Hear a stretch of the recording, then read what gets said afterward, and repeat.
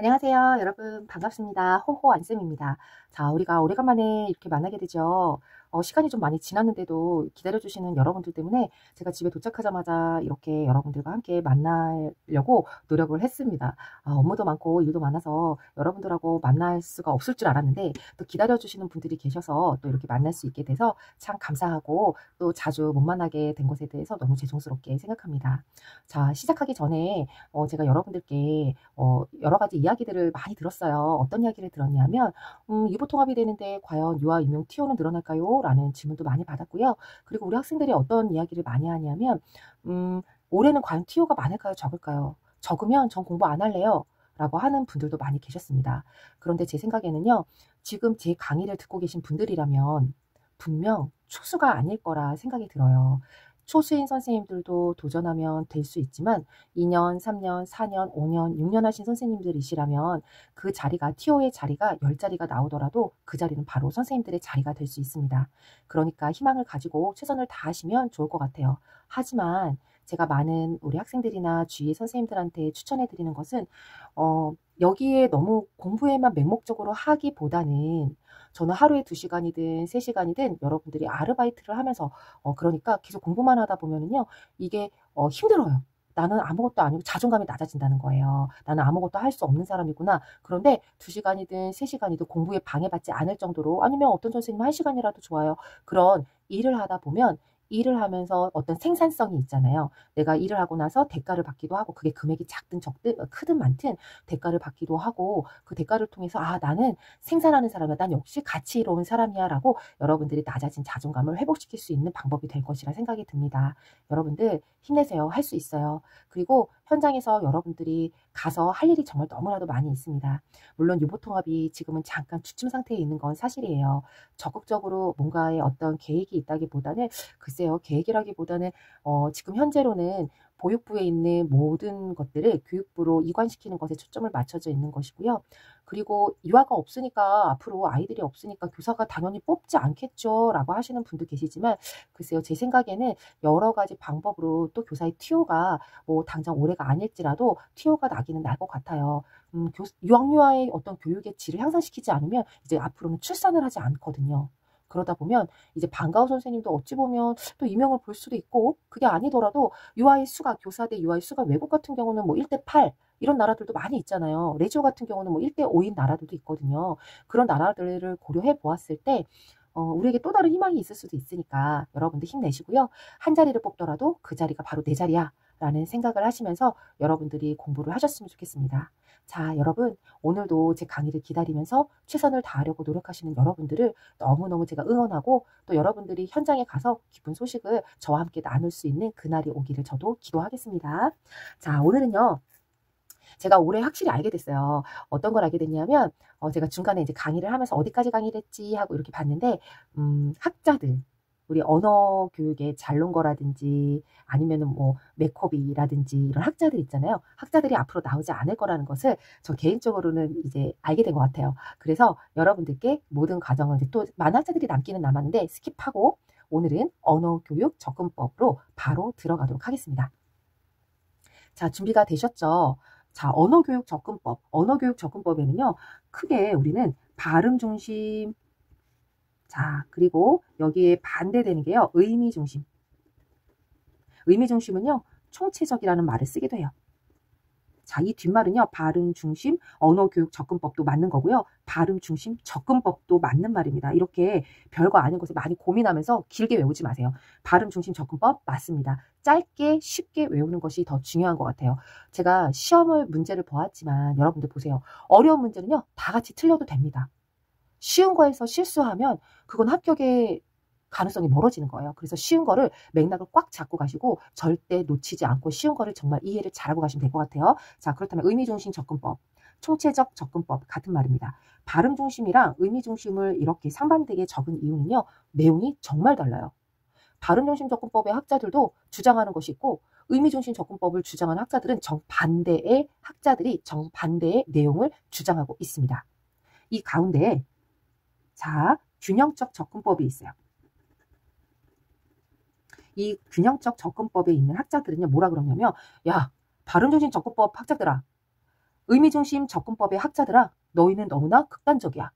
그렇기 때문에 가운데가 필요해. 그게 바로 균형적 접근법이라는 거야. 발음 중심도 하면서 의미 중심을 함께 하는 것을 이야기하지 라고 주장하는 것을 바로 균형적 접근법이라고 합니다. 정확하게 이 내용은요, 제가 뒤에 가서 다시 뒤에 안내를 해드리도록 하겠습니다. 자, 의미 중심 접근법을 먼저 시행하다가 중간에 발음 중심 접근법도 시행하고 다시 의미 중심으로 돌아가는 것을 균형적 접근법이라고 하는데, 자세한 거는 뒤에 가서 제가 다시 안내를 드릴게요. 자, 그렇다면 오늘은요, 첫 번째 발음 중심 접근법에 대해서 여러분들과 함께 이야기를 나누고자 합니다. 자, 준비되셨죠? 발음 중심 접근법은요. 자, 제가 지금 발음을 합니다. 아, 어, 사, 탕. 자, 이렇게 말하는 것은요. 음은, 즉 제가 음절을 중심으로 이야기하고 있어요. 왜 우리 교육에는요. 이렇게 되어 있잖아요. 여기가 이야기라면 이문 낱낱 이렇게 외우면 되는데요. 이문 낱낱. 자, 낱자, 낱말, 문장, 이야기예요. 이 밑에 걸 다루면 발음 중심입니다. 자, 이걸 중심으로 다뤄요. 그리고 이렇게 가거든요. 핵심은 요겁니다. 밑에 걸 중심으로 다루면 발음 중심이에요. 예를 들어서 문제에서 자, 제가 발음 중심인지 의미 중심인지는 반대. 의미는 요 위에를 다루면 보통은 의미 중심입니다. 예를 들면 이런 거죠. 낱자의 이름을 알기를 합니다. 낱자 이름 알기 활동을 합니다. 자, 낱자 이름 알기 활동이래요. 낱자 여기 들어있죠. 발음 중심 접근법을 교사가 하고 있다라고 여러분들은 파악하시면 되는 겁니다. 자, 이해가 되셨나요? 자, 또 어떤 것들이 있냐면 글자, 말소리, 대응 원리를 강조한다. 글자, 말소리, 글자라고 하는 것은 낱자잖아요. 그러니까 이런 것들이 바로 발음 중심 접근법의 활동의 예시가 될 수 있는 거죠. 자, 이해가 되셨죠? 이렇게 의미 중심하고 발음 중심은 정말 반대가 되는 내용입니다. 발음 중심을 그러면 한번 살펴보도록 할게요. 발음 중심의 대표적인 학자는 누구냐 하면요. 스키너 같은 학자들이에요. 자, 스키너의 학자들은요. 어떤 걸 주장을 하냐 하면 어떤 단계가 있다. 그리고 행동주의, 여기는 행동주의의 관점에서 글자, 그러니까 읽고 쓰기를 우리가 읽고 듣고 말하기 쓰기를 우리가 알게 된다라고 주장을 하게 됩니다. 그러다 보니까 여기에서 이제 강조하는 것은 어떤 것들이 있냐면 첫 번째, 언어라는 것은 순서가 있다라는 거예요. 자, 행동주의 학자들은 어떤 학자들이에요? 그쵸. 맞아요. 행동주의라고 하는 학자들은요. 어떤 행동의 체계와 위계가 있고 순서가 있어서 단계적으로 배우게 됩니다. 라는 것을 강조합니다. 뿐만 아니라 행동주의에서는요. 반복을 강조했었고요. 그쵸? 여러분들 생각나죠? 반복을 강조하고요. 그리고 행동주의 학자들은 유아가 중심이 아닙니다. 결과 중심이고 교사 중심이에요. 이런 내용들이 여기에 다 들어가는 거예요. 자, 두 번째는요. 학습의 주체는 주체라고도 하고 주도권이라고도 하죠. 이런 주체는 누구예요? 유아일까요? 교사일까요? 가르치는 사람의 중점이 되기 때문에 교사입니다. 교사. 자, 됐죠? 그 다음에 학습 자료란 이런 또 같은 말이죠. 학습 자료란 순서대로 제공해라. 순서대로 제공해라. 즉 쉬운 것부터 어려운 단계별로 1단계, 2단계, 3단계, 4단계, 5단계 이런 식으로 제공을 해야지 1단계를 하고 8단계를 하고 유아의 흥미에 따라서 3단계를 하고 이거는 아니라는 거예요. 이미 정해진 교수의 순서가 있기 때문에 순서대로 가르쳐라 라는 거예요. 예를 들면 기억 다음에는 무엇을 가르쳐야 돼요? 니은을 가르치고 니은 다음에 디귿을 가르쳐야 합니다. 예를 들면 이런 거예요. 문제가 나왔는데 이 유아들은 이제 기억을 알게 되었다. 자, 발음 중심 접근법의 교사가 그 다음에 유아에게 어떤 교수를 해야 합니까? 라고 했을 때 예를 들면 의미 중심에 있는 교사들은 어떤 활동을 하게 되냐면 동화책의 한 페이지를 보면서 기억과 같은 모양이 있는 걸 찾으면서 놀이를 한단 말이죠. 하지만 발음 중심 접근법에 있는 교사는요. 기억 다음에 기억을 쓰게 되었으니까 무엇을 가르칠까요? 그렇죠. 니은을 쓰고 반복해서 읽으면서 이것을 알 때까지 가르칩니다. 라고 여러분들은 이 교사의 접근법도 이 발음 중심인지 의미 중심에 따라서 교사의 교수법이 달라진다는 예시도 정확하게 이해를 하고 계셔야 된다는 거예요. 자, 됐죠? 그 다음에 여기에서 이 발음 중심 접근법의 최고종의 목표는요. 목표는 뭐냐면 해독입니다. 해독. 그 다음 부호화예요. 부호화. 자, 해독이라는 거는 뭐예요? 그렇죠. 어떤 이 문자를 읽어내는 것을 우리는 해독이라고 합니다. 자, 글씨가 써 있어요. 이렇게 토끼라고 써 있습니다. 이거를 그냥 보는 게 아니라 이거를 토끼라고 읽을 수 있게 만드는 게 발음중심 접근법의 목표예요. 그러니까 글씨를 보고 정확하게 읽게 해주는 것이 바로 해독이고요. 부호화라고 하는 것은 뭐예요? 네, 쓰게 하는 거예요. 쓰게 하는 거예요. 어떤 기호나 문자처럼 쓰게 하는 것을 말합니다. 토끼라는 것을 딱 말했을 때, 아, 토끼는 받아쓰기라고 생각하시면 돼요. 자, 그게 바로 부호화입니다. 받아쓰기. 보이지 않는 소리를 정확하게 어떤 부호나 기호처럼 구체물로 나타내서 구체적인 어떤 형태로 표현하는 것을 부호화라고 해요. 이게 바로 발음중심법의 발음중심 접근법의 목표가 되겠습니다. 자, 여기까지 여러분들 어렵지 않으시죠? 네. 그렇다 보니까 이게 이제 어떤 가르치는 교수의 원리인데요. 자, 그렇다면 교수 방법은 어떤 게 있을까요? 자, 제가 아까 이야기했어요. 행동주의 학자들은요, 반복해서 쓰게 합니다. 우리 개정놀이 과정에서 놀이 중심의 교육 과정에서는 이거 적합할까요? 이것만 맹목적으로 하는 건 정말 적합하지 않아요. 하지만 반복적으로 하게 합니다. 자, 반복적으로 하게 하고요. 또 아까 우리 이문 낱낱이라는 게 있었는데 낮자부터 가르친다고 했었죠. 발음중심 접근법은. 그래서 아래부터 위로 올라가기 때문에 상향식 접근법. 자, 상향식 접근법이라고도 합니다. 뭐 접근법이 좀 헷갈리면 그냥 접근이라고까지만 이해를 하셔도 될 것 같아요. 상향식 접근을 하게 됩니다. 여기 교수 방법의 예시를 보면요. 굉장히 대단해요. 왜냐하면 체계적이고 원리적이고 대응하고 짝지어보고 이런 것들을 강조하다 보니까 무엇과 무엇의 대응 원리를 찾습니다 하는 것들 모두 다 발음중심 접근법이에요. 자, 자소, 음소를 결합한다가 아니라 결합의 뒤에 원리가 들어갑니다. 자, 원리 원칙을 따지는 거예요. 발음중심 접근법은요. 체계적이고 원리 원칙을 따지는 것을 중요하기 때문에 이런 것들. 자, 소리와 낮자를 대응합니다. 자, 짝 짓는다고 그랬잖아요. 짝을 정확하게 딱 지으면서 언어에 대해서 이해를 그냥 알게 해버리는 거예요. 자, 이런 것들이 모두 다 발음중심 접근법의 교수 방법, 활동의 예시라고 우리가 볼 수 있겠습니다. 또한 이런 것뿐만이 아니죠. 아까 제가 그랬잖아요. 낮자랑 낱말, 문장 이야기 중에 낮자, 낱말을 더 중점적으로 활동을 한다고 했잖아요. 이 낮자는요. 음소가 있고요. 음절이 또 다시 들어있어요. 그래서 음소 활동이라든지 음절 활동에 중점을 둔다라고 하면 모두 다 발음중심 접근법이라고 여러분들은 기억을 하면 되겠습니다. 자, 여기까지 어렵지 않죠. 이런 활동을 찾을 때는요. 헷갈리실 수도 있으니까 그냥 모자, 낮자 이렇게 외우세요.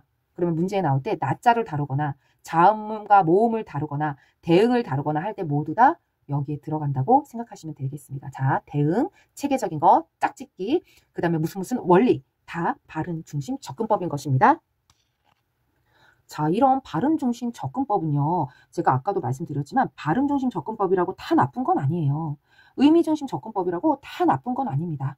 그래서 이걸 좋은 점만 딴 것이 바로 균형적 접근법이 되는데 자, 그럼 발음중심 접근법에 좋은 점이 있고요. 네, 맞아요. 이렇게 해볼까요? 자, 안 좋은 점도 있어요. 장점이 있고 자, 단점이 있습니다. 장점은 뭐냐면요. 자, 보세요. 해독과 부호화가 목표였어요. 잘 읽게 하고 잘 쓰게 합니다. 그러니까 어떤 거에 좋겠어요? 좋아요. 맞아요. 여러분들 말씀하시는 게 정확하게 읽게 합니다. 정확하게 읽게 할 수 있어요. 또 아까 대응시키고 결합시키고 짝시키고 원리를 가르쳐준다 그랬잖아요. 그러다 보니까 체계적으로 어떤 그냥 대충 그냥 얼버무려서 가르치는 게 아니라요. 그냥 이야기로만 가르치는 게 아니라 얘들아 기억에다가 아를 더하면 가가 되잖아 라고 하면서 어떤 규칙을 가르쳐주면서 아이들은 체계적인 문자를 습득하게 됩니다. 자, 됐죠? 정확하다, 체계적이다 이런 게 이 단어들이 다 발음중심 접근법의 대표적인 단어들이에요. 또 있어요. 어떤 규칙을 막 찾아요. 아까 보니까 대응의 원리, 짝짓기, 결합 원리 막 이런 거 있었잖아요. 여기 다 반복되잖아요. 이런 것들이 규칙적인 것을 알게 되면서 규칙을 적용하면서 유아들은 새로운 단어를 아니면 새로운 뭐 글자를 읽기가 가능하다. 그러니까 즉 이 이야기는 학습의 전이가가 높다라는 거예요. 전이라고 한다는 것은 전이라고 하는 표현은 조금 수준 높은 표현일 수도 있지만 이런 거예요. 잘 바꾼다라는 거예요. 우리 전이 시간입니다. 이러면은 이야기 나누기 시간에 화장실 갔다 와서 강당으로 올라가요. 체육을 하러. 체육이라기보다는 뭐 신체 표현하러 올라갑니다. 자, 올라갈 때 화장실 갔다 와서 올라가는 그 과정을 전이 시간이라고 하잖아요. 다른 활동으로 바뀌는 그 과정을 말하는 거거든요. 자, 새로운 단어를 봤을 때도 쉽게 적용을 해요. 그러니까 이 아이가 가를 알았던 이 아이는 니은 더하기 아를 하면 이거 나 아니야? 니은 아, 니은 아. 그러니까 나 아니야? 라고 하면서 새로운 활동을 보다 쉽게 습득하게 돼요.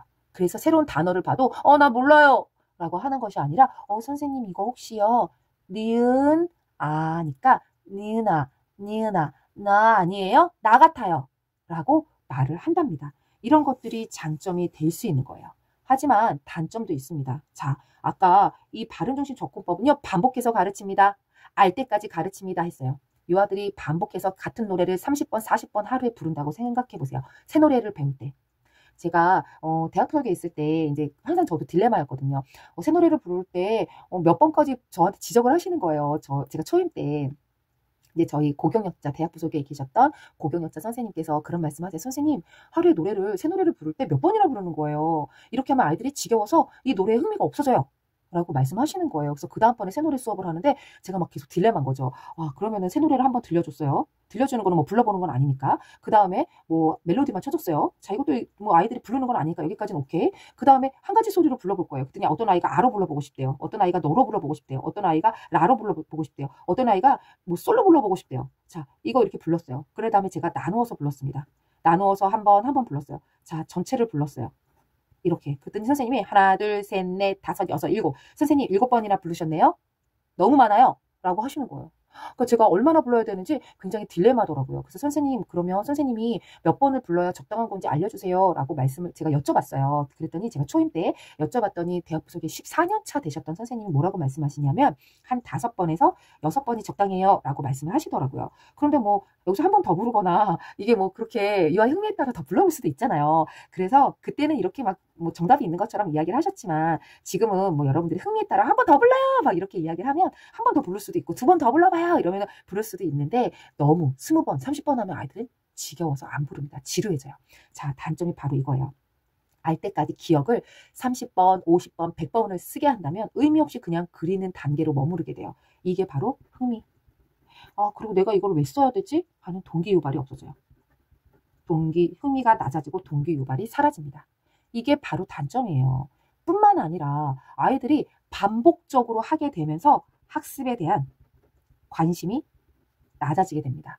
왜 우리 배움은 되게 즐거운 거잖아요. 여러분들도 생각해 보세요. 지금 이 임용고시를 나는 공부하면서 내가 비록 합격은 못했지만 그리고 나는 언젠간 합격할 사람이니까 적어도 이 정도는 알고 있어야 돼. 그래서 나는 지금 배우는 것이 내가 이렇게 공부하는 게 너무 의미가 있고 가치로운 것 같아 라고 생각하면서 공부하는 선생님들은 공부하는 이 과정이 물론 힘들겠지만 너무 괴로워 막 이렇다기보다는 난 언젠간 꼭 해낼 거야. 그리고 현장에 갔을 때 지금 알게 된 이런 이론들을 잘 이해하고 적용시켜 볼 거야 라고 생각하는 선생님들보다는 좀 더 효율성의 정도가 다르다는 거예요. 자, 그러니까 무조건 맹목적으로 막 외우기보다는 이해하면서 나는 어차피 현장에 가면 이걸 쓸 거니까 지금 잘 해두자 라고 긍정적으로 생각을 해두신다면 학습의 효과는 학습에 대한 관심은 높아지겠죠. 하지만 그냥 맹목적으로 근래에는 발음 중심은 외우면 학습에 대한 관심도나 흥미가 떨어질 수밖에 없다라는 거예요.